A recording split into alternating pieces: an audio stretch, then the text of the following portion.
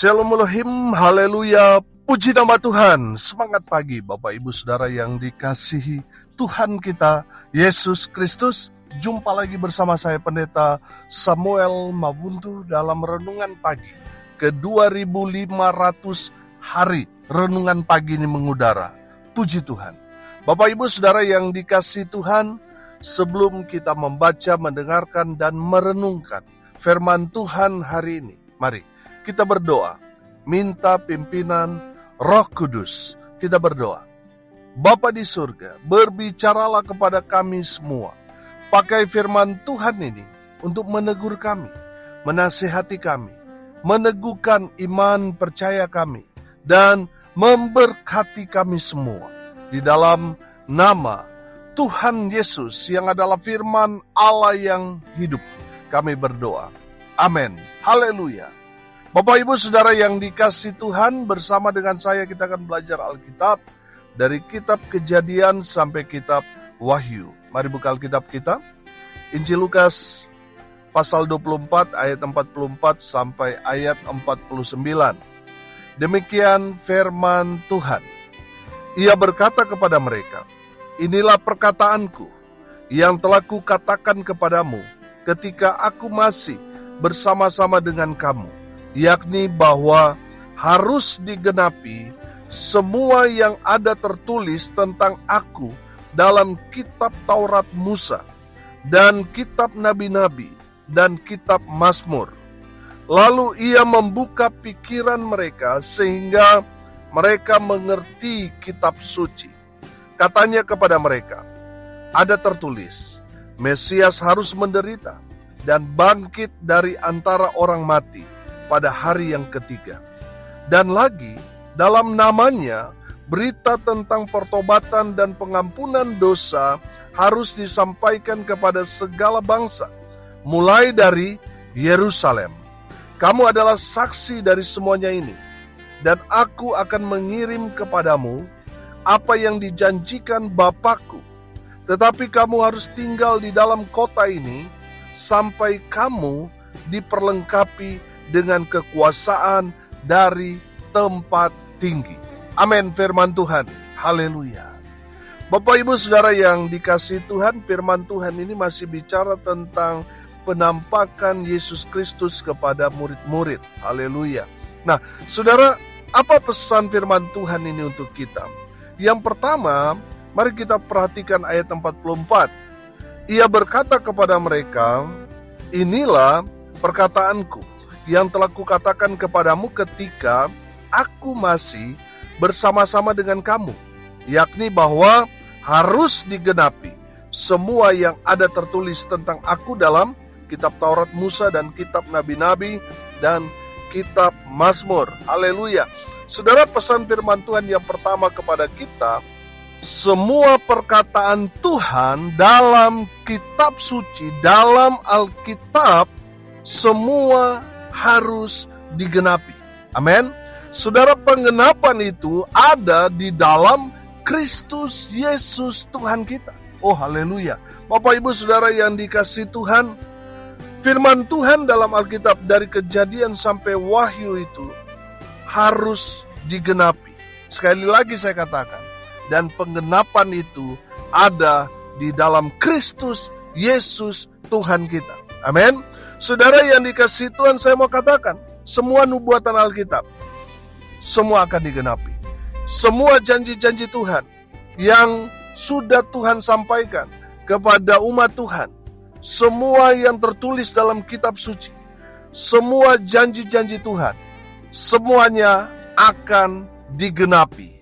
Tidak ada yang tidak digenapi. Semuanya akan digenapi sebagai penggenapan semua firman Tuhan di dalam Kristus Yesus Tuhan kita. Haleluya. Bapak Ibu Saudara yang dikasihi Tuhan, pesan yang kedua, Saudara perhatikan ayat 45. Lalu ia membuka pikiran mereka sehingga mereka mengerti kitab suci. Saudara, yang kedua, saudara dan saya harus minta kepada Tuhan supaya apa? Supaya Tuhan Yesus membuka pikiran kita. Saudara yang dikasihi Tuhan, seringkali kita membaca firman, kita nggak mengerti apa maksud firman Tuhan. Saudara, kalau saudara ada di titik itu, saudara harus minta kepada Tuhan. Supaya apa? Tuhan bukakan pikiran saudara, supaya saudara menangkap pesan yang Tuhan mau sampaikan kepada kita, supaya saudara paham, supaya saudara mengerti maksud Tuhan, agar saudara tidak meleset tapi tepat melakukan firman Tuhan. Amin. Haleluya. Saudara yang dikasihi Tuhan, seringkali kita salah paham apa yang kita dengar, serta tindakan kita tidak sinkron, saudara. Sehingga terjadilah kesalahpahaman. Saudara yang dikasihi Tuhan, ada banyak orang Kristen itu salah paham. Mereka tidak mengerti maksud Tuhan. Tuhan perintahkan A, yang mereka lakukan B. Saudara, minta kepada Tuhan supaya Tuhan membuka pikiran kita agar kita paham maksud Tuhan, sehingga di saat kita melaksanakan apa yang menjadi perintah Tuhan, kita melakukannya tepat seperti apa yang Tuhan inginkan dalam kehidupan kita. Saudara yang dikasihi Tuhan, saya percaya ketika kita melakukan apa yang Tuhan mau, kita melakukan hal yang menyenangkan hati Tuhan. Dan saya mau bilang, kalau Tuhan sudah senang kepada kita, saya terlalu percaya, saudara, apa yang saudara inginkan Tuhan kerjakan, lakukan dalam kehidupan kita, pasti Tuhan akan kerjakan. Kenapa? Karena Tuhan sudah senang dengan kita. Saudara yang dikasihi Tuhan, mari lihat diri kita. Jangan-jangan kita ini sering melakukan hal-hal yang tidak berkenan di hadapan Tuhan. Apa yang kita kerjakan, lakukan seringkali keliru dan salah. Saudara minta kepada Tuhan supaya Tuhan membuka pikiran saudara dan saya, supaya kita mengerti maksud Tuhan. Di saat kita mengerjakan, melaksanakan apa yang menjadi perintah Tuhan, kita kerjakan itu tepat seperti yang Tuhan mau. Saudara yang dikasihi Tuhan, minta kepada Tuhan supaya Tuhan Yesus membuka pikiran kita. Haleluya. Supaya kita mengerti maksud-maksud Tuhan dalam hidup kita. Haleluya. Yang ketiga, saudara, pesan firman Tuhan ini kepada kita. Sudah perhatikan ayat 46 sampai ayat 47. Katanya kepada mereka, ada tertulis demikian, Mesias harus menderita dan bangkit dari antara orang mati pada hari yang ketiga. Dan lagi, dalam namanya, berita tentang pertobatan dan pengampunan dosa harus disampaikan kepada segala bangsa, mulai dari Yerusalem. Haleluya. Saudara yang dikasihi Tuhan, pesan firman Tuhan yang ketiga, nama Yesus penuh dengan kuasa. Amin. Haleluya. Nama Yesus berkuasa di bumi dan di surga. Amin. Haleluya. Saudara yang dikasihi Tuhan, nama Yesus berkuasa mengalahkan maut. Makanya apa yang Tuhan Yesus katakan di sini di ayat 46, Mesias harus menderita dan bangkit dari antara orang mati pada hari yang ketiga. Saudara yang dikasihi Tuhan, nama Yesus mengalahkan maut. Nama Yesus penuh dengan kuasa memberitakan pertobatan serta pengampunan dosa. Nama Yesus, nama yang memberikan keselamatan buat kita orang-orang percaya. Amin. Haleluya. Bapak Ibu Saudara yang dikasihi Tuhan, di saat saudara dalam situasi terjepit, saudara ada dalam tekanan, saudara sebut nama Yesus itu, karena nama Yesus nama yang penuh dengan kuasa. Amin. Haleluya. Di saat saudara sakit, sebut, panggil nama Yesus, berseru. Di dalam nama Yesus ada kesembuhan, ada pemulihan, ada pertolongan dari Tuhan, ada keselamatan. Haleluya, haleluya, haleluya. Bapak Ibu Saudara yang dikasihi Tuhan, nama Yesus, nama yang penuh dengan kuasa. Haleluya. Yang keempat, saudara, pesan firman Tuhan buat kita ayat 48, perhatikan. Kamu adalah saksi dari semuanya ini. Haleluya. Bapak Ibu Saudara yang dikasihi Tuhan, firman Tuhan ini memberikan kita satu perintah bahwa saudara dan saya harus menjadi saksi Tuhan. Amin. Saudara sudah mengalami baik itu kebaikan Tuhan, mujizat Tuhan, pertolongan Tuhan. Saudara yang tadinya sesat, sekarang saudara mengenal Yesus, saudara akhirnya diselamatkan Tuhan. Saudara harus bersaksi, menceritakan kepada semua orang tentang apa yang Yesus sudah kerjakan dalam kehidupan saudara dan saya. Amin, haleluya. Saudara yang sudah dipulihkan, disembuhkan, saudara yang sudah ditolong, saudara yang sudah diberkati, saudara yang sudah dipulihkan Tuhan, saatnya untuk saudara menjadi saksi Tuhan. Amin, haleluya. Ceritakan kebaikan Tuhan Yesus kepada semua orang. Supaya apa, saudara? Supaya semua orang boleh mendengar kesaksian kita.